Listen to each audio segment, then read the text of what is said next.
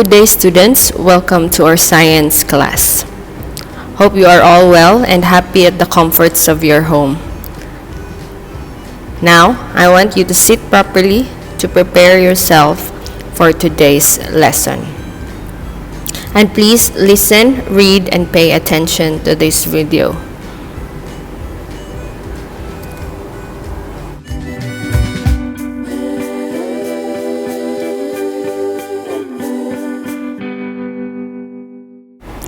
Unit 1 is about monitoring animal life.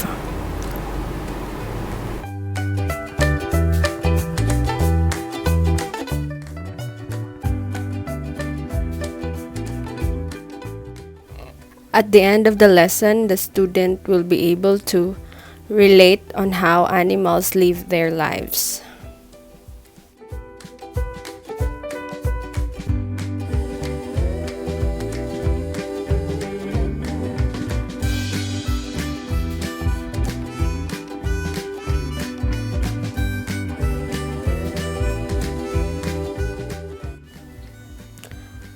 Our topic for today is about animal life.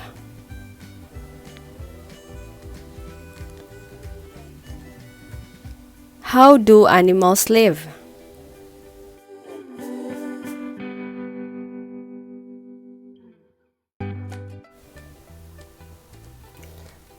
Animals eat food when hungry, drink water when thirsty, breathe air all the time, move from one place to another, sleep or take nap when tired, and grow in height and weight.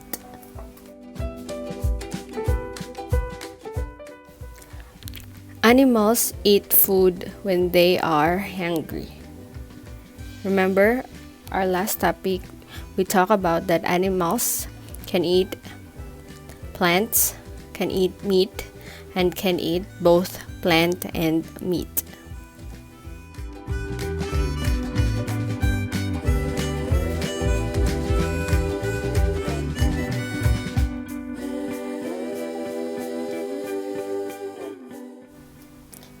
Animals drink water when thirsty. Especially when the weather is very hot, animals need to drink their water as well. But some animals may also drink milk and other liquid form.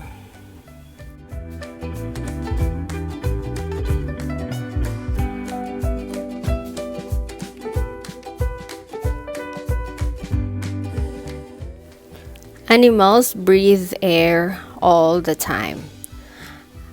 Again, from last week's topic,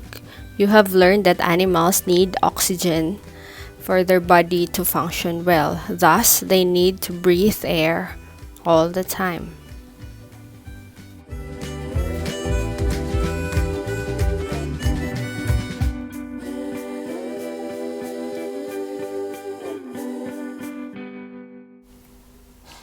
Animals move from one place to another. Animals are living things. That's why they can move from one place to another. Some can move fast, some can move very slow, some swim, fly, or even crawl on the ground.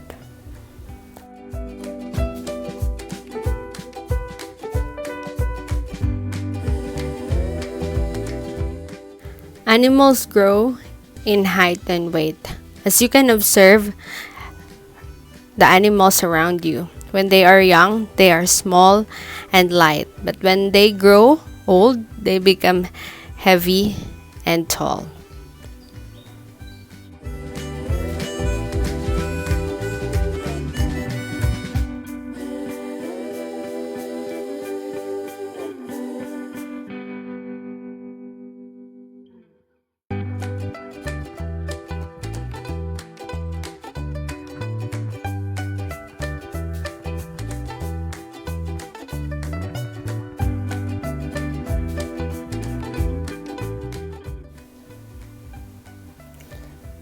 Animals eat food when hungry,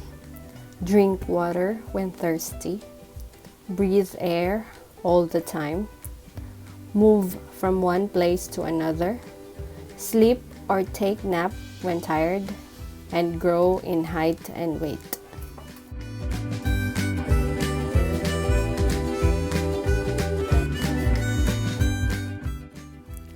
That's all for today. Thank you for watching. Happy learning and keep safe always, students.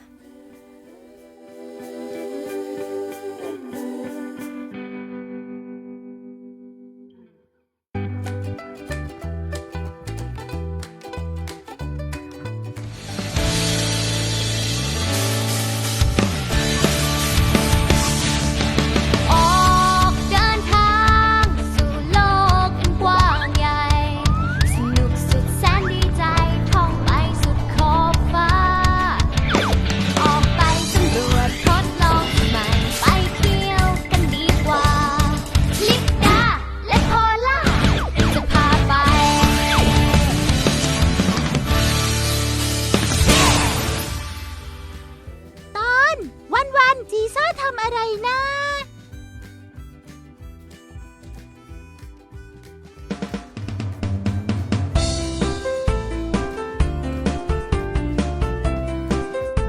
เย้ ในที่สุดก็ถึงวันหยุดแล้ว พรุ่งนี้จะเล่นให้เต็มที่เล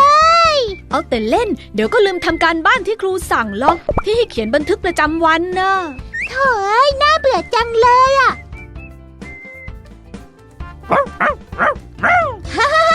ว่าไงเจ้าซีซ่าคิดถึงฉันละสิโพล่าฉันนึกอะไรสนุกออกแล้วล่ะฉันจะเขียนบันทึกประจำวันของซีซ่าดีกว่ามันไม่เหมือนใครด้วยอ่ะ แต่เจ้าซีซ่าเป็นสุนัขนะ จะใช้ได้เหรอ ก็เป็นสิ่งมีชีวิตเหมือนกันนี่ ถ้าไม่เชื่อพรุ่งนี้ก็มาลองสังเกตดูกันว่าเจ้าซีซ่าทำอะไรบ้าง โอเค น่าสนุกดี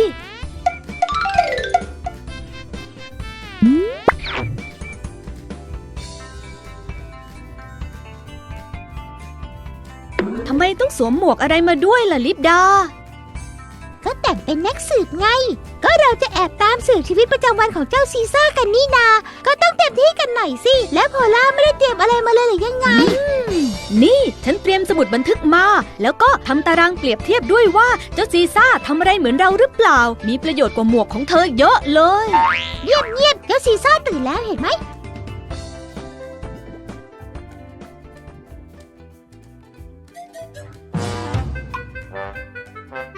เฮ้ยไม่เห็นทำอะไรเลยนี่นาตื่นมาก็นอนต่อเลยอะ ก็เห็นบอกว่าอยากนอนทั้งวันเหมือนกันไม่ใช่เหรอ แต่ดูดีๆ ถึงซีซ่าจะนอนอยู่ แต่มันก็ไม่ได้นอนอยู่เฉยๆนะ จริงด้วยนะ ถึงจะช้าแต่ก็ขยับตัวตลอดเลยทำไมล่ะ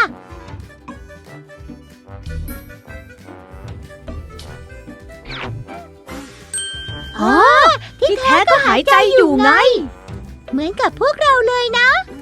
ทั้งซีซ่าทั้งพวกเราก็ต้องหายใจเหมือนกัน แล้วเมื่อไหร่มันจะลุกขึ้นมาทำอย่างอื่นสักทีละเนี่ย ลิปดา อย่าลืมให้อาหารเจ้าซีซ่าด้วยนะลูก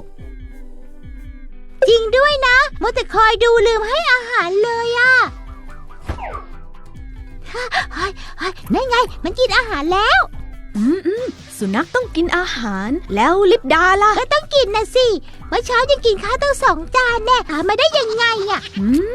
งั้นก็เหมือนกัน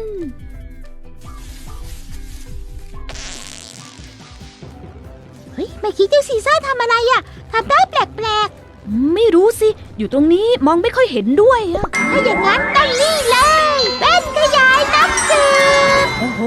สุดยอด แล้วมันพิเศษตรงไหนเหรอ ไม่มีหรอกก็แค่เว้นธรรมดานี่แหละส่องเอาบรรยากาศไง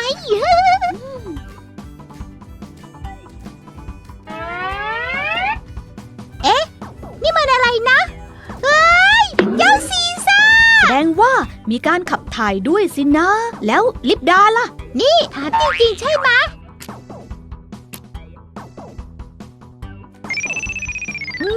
เจ้าซีซ่าตัวสูงขึ้นนี่นา ลิปดารู้ได้ยังไงอะ ก็นั่นไงที่กำแพงมีรอยขีดที่ฉันเคยวัดความสูงของซีซ่าเมื่อก่อนน่ะ เมื่อกี้นี่ตอนที่ซีซ่าเดินผ่านมาก็เห็นว่าสูงกว่ารายเก่าตั้งเยอะแน่ อ๋อ แบบนี้ที่บ้านโพล่าก็ทำเหมือนกัน โพล่าก็สูงขึ้นทุกปีด้วย ฉันก็เหมือนกันนั่นแหละ งั้นซีซ่าก็มีการเจริญเติบโตเหมือนคนสินะ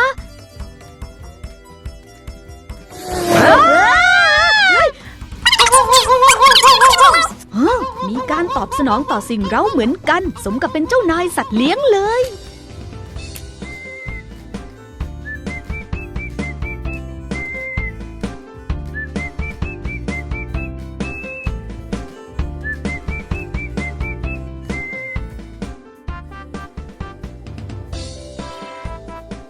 สุดท้ายก็กลับมานอนสินะ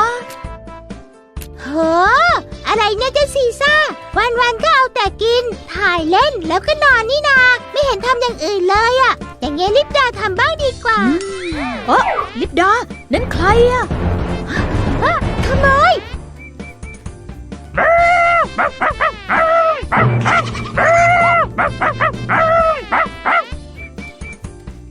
นี่ไงซีซ่ามันก็ทำงานเหมือนกันนะช่วยเฝ้าบ้านแถมยังไล่ขโมยให้ไงขอโทษทีนะซีซ่าที่คิดว่าแกไม่ได้ทำอะไรเลยอะที่เราบันทึกมาแสดงว่าทั้งคนทั้งสุนัขก็มีกิจกรรมเหมือนกันเลยนะใช่ทั้งหายใจกินขับถ่ายเจริญเติบโตตอบสนองสิ่งเร้าและก็นอนด้วยก็เป็นสิ่งมีชีวิตเหมือนกันนี่นาแต่ว่ามีอย่างหนึ่งที่ไม่เหมือนกันนะอะไรเหรอพอลล่าก็ซีซ่ามีรายการทั้งหมด1 2 3 4 5 6 7 7รายการแต่ลิปดามี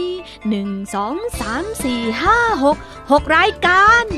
ซีซ่ามีช่องทำงานว่าเฝ้าบ้านกับไล่ขโมยด้วยแต่ว่าลิปดายังไม่มีเลยนะเพราะงั้นต้องตั้งใจเรียนแล้วก็ทำการบ้านด้วยล่ะไม่งั้นจะอายเจ้าซีซ่านะ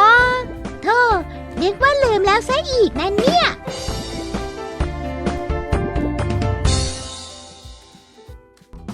สิ่งต่างๆที่อยู่รอบตัวเราสามารถแบ่งออกได้เป็น2 กลุ่มใหญ่ๆคือสิ่งมีชีวิตและสิ่งไม่มีชีวิตลักษณะของสิ่งที่มีชีวิตคือ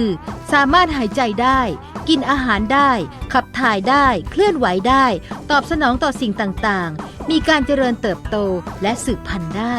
ส่วนลักษณะของสิ่งที่ไม่มีชีวิตจะตรงกันข้ามกับสิ่งที่มีชีวิตคือไม่สามารถทำแบบเดียวกันกับสิ่งที่มีชีวิตทำได้น้องๆลองไปสังเกตดูได้ว่าสิ่งที่อยู่รอบตัวอะไรเป็นสิ่งมีชีวิตอะไรเป็นสิ่งไม่มีชีวิตลองใช้วิธีแบบโพล่าดูก็ได้นะคะ